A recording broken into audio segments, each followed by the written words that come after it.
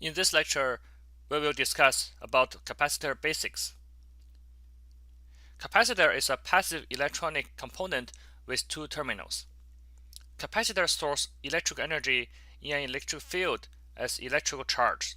As shown in the illustration, it has two parallel plates. One plate has positive charge, Q+. Q stands for the charge volume. The other plate has negative charge, Q-. A capacitor consists of two metal plates separated by a dielectric. Therefore, the capacitor is capable of storing electrical charge and energy. Several symbols for capacitors are shown here. We have fixed non-polarized capacitor, polarized capacitor, and variable capacitor. Capacitors have a wide range of applications. For example, they can be used as energy reservoir or energy buffer in circuits and high-frequency power electronics converters. Most of the time, I order commercially available capacitors directly from distributors. They are called off-the-shelf parts. Sometimes I order custom parts from manufacturers to meet specific requirement. Normally, you don't need to build a capacitor by yourself. This slide gives a fundamental knowledge about the capacitor. For a simple illustration, the capacitor is drawn as two parallel plates separated by dielectric with permittivity. Permittivity is denoted by a Greek letter epsilon. It's a measure of the electric polarizability of a dielectric. A material with high permeability polarizes more in response to an electric field and therefore stores more energy in the material. The first equation is C equals to epsilon times A over D. A is the area of the plates and D is the distance between two plates. According to this equation, higher epsilon leads to higher capacitance. If we have larger area A and smaller distance D, we also have larger capacitance C. Basic unit of capacitance is farad. However, you may find 1 farad too large to use in your design. Instead of farad, people often use smaller units, such as millifarad, microfarad, nanofarad, or even picofarad. So they are the conversions to farad. For example, 1 nanofarad is 10 to the power of -9 farad. If we have 10 nanofarad, it equals to 10,000 picofarad, also equals to 0.01 microfarad. The second equation is C equals to Q over Vc, where Q is the electric charge stored in the capacitor, the unit is coulomb or C, and V sub C is the capacitor voltage. The differential equation for a capacitor is the most important thing to know. It is the basics for time domain analysis and frequency domain analysis. You must remember this current direction and the voltage polarity as shown in this symbol. The capacitor current equals to capacitance C times the dV over dt. For dV over dt, people often just simply say dV dt. So the dV dt part of this equation is the derivative of voltage over time. It is equivalent to saying that how fast the voltage is changing over a certain period of time. If dV dt is positive and the capacitor voltage is increasing, that means the current is positive and the current is flowing into the capacitor. Therefore, capacitor has accumulated more charge.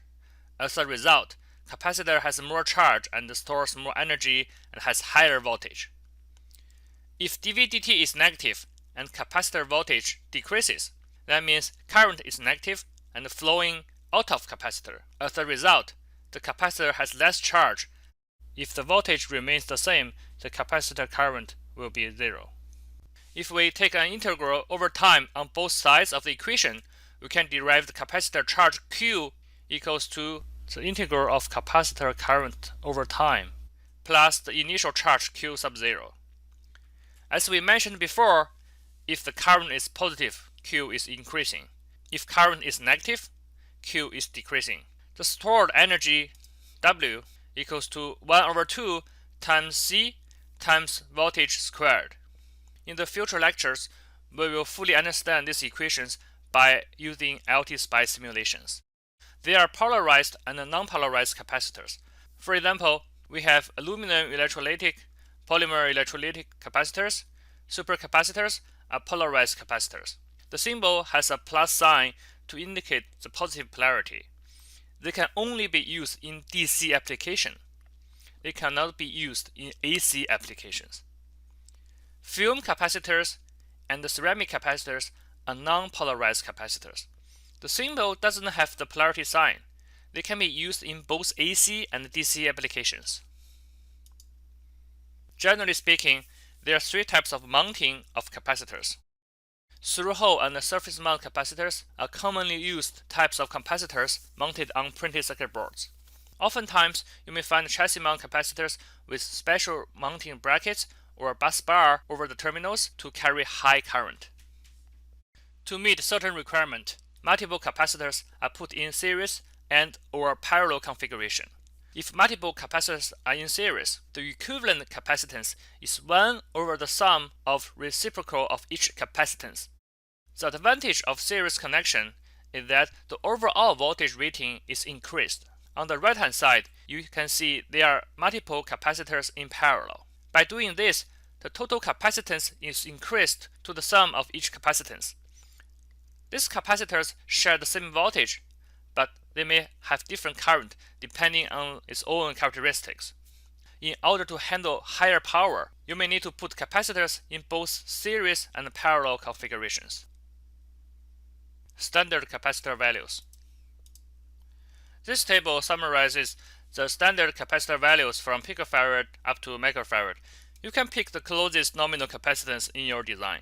When I'm selecting capacitors, I prefer to search capacitors in digitkey.com for basic information, datasheet, inventory, and cost estimation.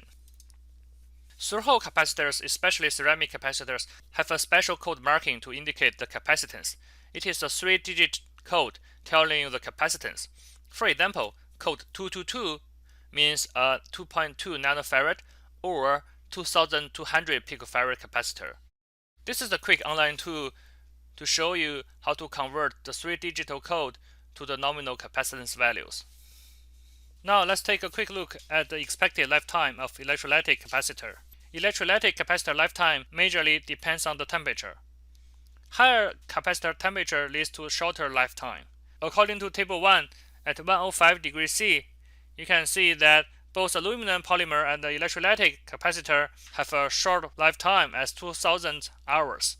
If the temperature drops to 65 degrees C, the aluminum electrolytic capacitor can increase to 32,000 hours, and aluminum polymer capacitor can have a much longer lifetime as 200,000 hours.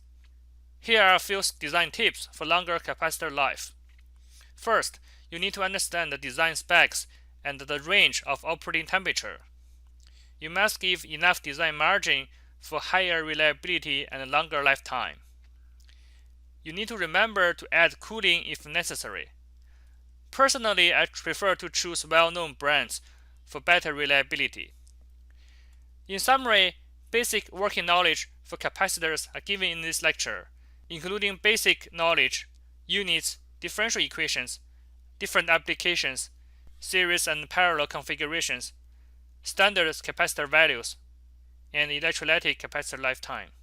In the following lectures, I will talk about practical knowledge about capacitor structure, impedance, realistic model, and the datasheet. Here are the references for this lecture. Thank you and see you next time.